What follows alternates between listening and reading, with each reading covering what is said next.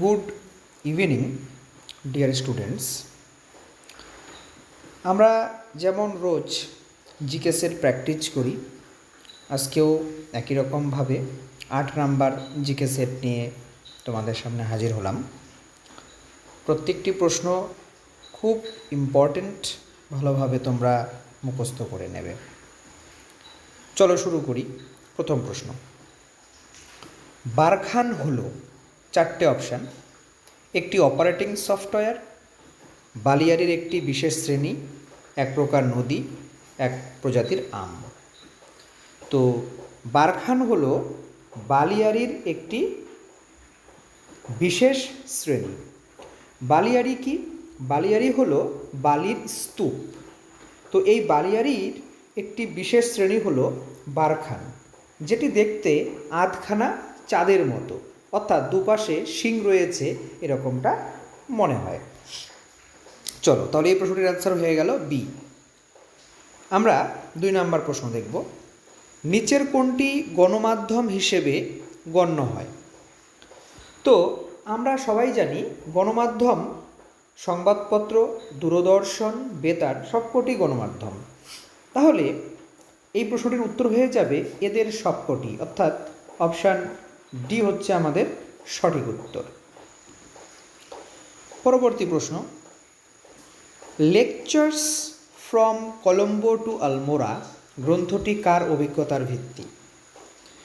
তো 4টে অপশান, বীর Savarkar, Annie Besant, রাজা রামমোহন রায়, স্বামী বিবেকানন্দ।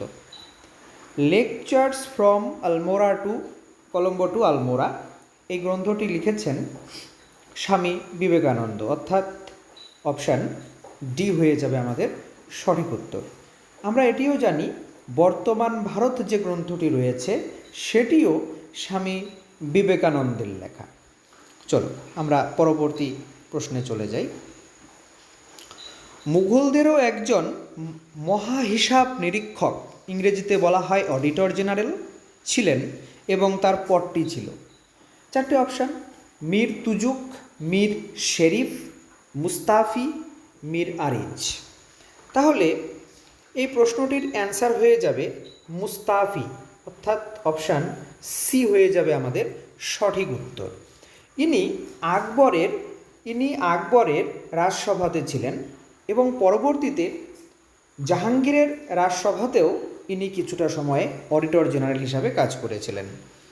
পরবর্তী আমরা প্রশ্নে চলে যাব। 5 নম্বর প্রশ্ন, ওয়াই সোশ্যালিজম গ্রন্থটি কে লিখেছেন? 4টে অপশান, জয়প্রকাশ নারায়ণ, মহাত্মা গান্ধী, আচার্য নরেন্দ্র দেব, এম এন রায়। তো এই প্রশ্নটির সঠিক অ্যান্সার হয়ে যাবে জয়প্রকাশ নারায়ণ, অর্থাৎ অপশান এ হচ্ছে আমাদের সঠিক উত্তর। 6 নম্বর প্রশ্ন, কোন উৎসেচকের উপস্থিতিতে গ্লুকোজ এবং ফ্রুক্টোজ অ্যালকোহলে রূপান্তরিত হয়? গ্লুকোজ এবং ফ্রুক্টোজ অ্যালকোহলে পরিণত হয় জাইমেস উৎসেচকের উপস্থিতিতে। তাহলে এই প্রশ্নটির উত্তর হয়ে যাবে অপশান ডি। এবং এখানে যে প্রক্রিয়া কাজ করে তাকে বলা হয় সন্ধান প্রক্রিয়া, অর্থাৎ ফার্মেন্টেশন। চলো পরবর্তী প্রশ্নে যাই। 7 নম্বর প্রশ্ন, কম্পিউটার হ্যাকার হলেন, অর্থাৎ কম্পিউটার হ্যাকার বলতে আমরা কি বুঝি?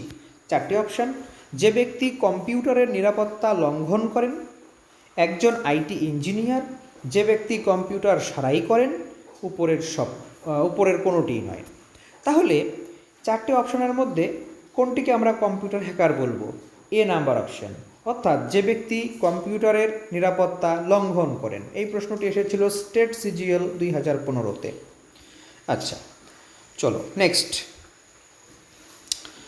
8 নাম্বার প্রশ্ন, ইয়েস ম্যাডাম স্যার এই ডকুমেন্টারি কার জীবনের উপর ভিত্তি করে তৈরি হয়? তো এই প্রশ্নটির অ্যান্সার হয়ে যাবে ভারতের প্রথম মহিলা আইপিএস কিরণ বেদি। এটি রেলের গ্রুপ ডিতে এসেছিল কোশ্চেনটি, খুব ইম্পর্টেন্ট কোশ্চেন। পরবর্তী 9 নাম্বার, যে ক্রিকেটার টার্বানেটর নামে পরিচিত। টার্বানেটর, আচ্ছা তাহলে টার্বানেটর শব্দটি এসেছে টারবান থেকে। আমরা জানি টারবান মানে হচ্ছে পাগড়ি, অর্থাৎ শিখ ধর্মের মানুষেরা মাথায় যেটা পরে। তাহলে এখানে রিকি পন্টিং অস্ট্রেলিয়ার, নিতে পড়বেন না, তাহলে এটি আমাদের অপশান, এটা আমাদের হচ্ছে না। হ্যাঁ, হরভজন সিং আমাদের ভারতীয় স্পিন বোলার, তাহলে আমাদের সঠিক অ্যান্সার হয়ে যাচ্ছে হরভজন সিং, অর্থাৎ অপশান বি আমাদের সঠিক অ্যান্সার।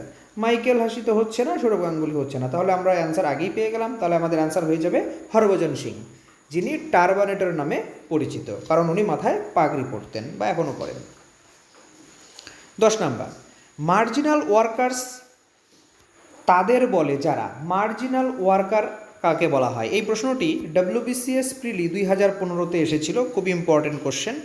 তো এই কোশ্চেনটির অ্যান্সার হয়ে যাবে বছরে 183 দিনের কম কাজ পায় যারা, যারা বছরে 183 দিনের কম কাজ পায় তাদেরকে বলা হয় মার্জিনাল ওয়ার্কার্স।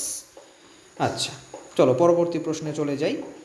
11 নম্বর প্রশ্ন, ডেমোক্রেটিক রিপাবলিক অফ কঙ্গো এর একটি নদীর নামে নিম্নলিখিত কোনটির নাম? অর্থাৎ ডেমোক্রেটিক রিপাবলিক অফ কঙ্গো এই দেশটির কোনো একটি নদীর নামে একটি রোগের নাম হয়। তো কী হবে প্রশ্নটির অ্যান্সার? হয়ে যাবে ইবোলা ভাইরাস। অর্থাৎ কঙ্গোতে একটি নদী রয়েছে যার নাম হচ্ছে ইবোলা নদী, ইবোলা রিভার। তো সেই নদীর নামেই এই রোগটির নামকরণ হয়। এটি কঙ্গোতে ডিটেক্ট হয় 1976 সালে, 1976 সালে এটি ডিটেক্ট হয় কঙ্গোতে। তাহলে এই প্রশ্নটির অ্যান্সার হয়ে যাবে ইবোলা ভাইরাস। আচ্ছা, পরে 12 নাম্বার, এর মধ্যে কোনটি স্বামী বিবেকানন্দ রচিত গ্রন্থ? আচ্ছা, 4টে অপশান। কথামৃত, তো আমরা সবাই জানি কথামৃত গ্রন্থটি লিখেছেন মহেন্দ্রনাথ গুপ্ত। মহেন্দ্রনাথ গুপ্ত লিখেছেন কথামৃত, তাহলে এটি আমাদের অ্যান্সার হচ্ছে না, এটি হচ্ছে না। কথামালা আমরা সবাই জানি বিদ্যাসাগর লিখেছেন, তাহলে এটিও আমাদের হচ্ছে না। বর্তমান ভারত লিখেছেন স্বামী বিবেকানন্দ, তাহলে এটি আমাদের অ্যান্সার হয়ে গেল।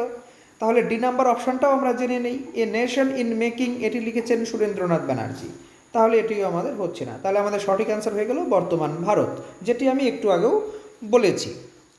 চলো পরবর্তী 13 নাম্বার কোশ্চেন, মনিকা বাত্রা যুক্ত, মনিকা বাত্রা, এটা এক্সাইজ 2018 থেকে। তো এই প্রশ্নটি এসেছে যে টপিক থেকে, সেটি হচ্ছে পার্সোনালিটি এবং ফিল্ড। তো আমি ওই পার্সোনালিটি এবং ফিল্ডের উপর থেকে আলাদা করে ভিডিও নিয়ে আসব, তোমরা পেয়ে যাবে। তাহলে মনিকা বাত্রা যুক্ত ক্রিকেটের সাথে, টেবিল টেনিসের সাথে, দাবার সাথে, ব্যাডমিন্টনের সাথে। মনিকা বাত্রা যুক্ত টেবিল টেনিসের সাথে, এই প্রশ্নটির অ্যান্সার হয়ে যাবে টেবিল টেনিস। 14 নাম্বার, কোনটি উত্তরবঙ্গের নদী নয়?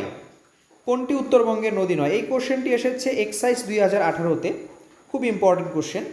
আমরা সবাই জানি কালজানি উত্তরবঙ্গের নদী, যার পাশে আলিপুরদুয়ার শহরটি অবস্থিত। জলঢাকা অবশ্যই উত্তরবঙ্গের নদী, রায়ডাক অবশ্যই উত্তরবঙ্গের নদী। তাহলে বি সি ডি এই 3টে অপশান হয়ে গেল উত্তরবঙ্গের নদী, তাহলে বাকি রইল কে? হলদি, তাহলে এটি উত্তরবঙ্গের নদী নয়, তাহলে অ্যান্সার হয়ে যাবে হলদি, অ্যান্সার হয়ে যাবে হলদি। পরবর্তী কোশ্চেন 15 নাম্বার, মাত্র 35 বছর বয়সে যে জাতীয় কংগ্রেসের কনিষ্ঠতম সভাপতি হয়েছিলেন তিনি হলেন। জাতীয় কংগ্রেস, আমরা সবাই জানি জাতীয় কংগ্রেসের প্রতিষ্ঠা হয় কবে? 1885 সালে। আমরা সবাই জানি কবে? 1885 সালে। কোথায়? বোম্বাইতে, গোকুল দাস তেজপাল সংস্কৃত কলেজে, তাই তো প্রথম অধিবেশন বসে। তাহলে এই প্রশ্নটির অ্যান্সার কি হয়ে যাবে? এই প্রশ্নটির অ্যান্সার হয়ে যাবে আবুল কালাম আজাদ, অর্থাৎ অপশান সি। ভিডিওটি যদি তোমাদের ভালো লেগে থাকে অবশ্যই তোমরা শেয়ার করে দেবে, আমার চ্যানেলটা সাবস্ক্রাইব করবে এবং অবশ্যই লাইক করবে, এবং কমেন্টে তোমরা জানাবে তোমাদের কোন কোন টপিকের উপর ভিডিও চাই, তাহলে আমি সেই টপিকের উপর ভিডিও নিয়ে আসব। এবং তোমাদের এই সাবস্ক্রিপশন, লাইক, কমেন্ট এগুলো আমাকে নতুনভাবে ভিডিও বানাতে অনেকভাবে এনকারেজ করবে। Thank you.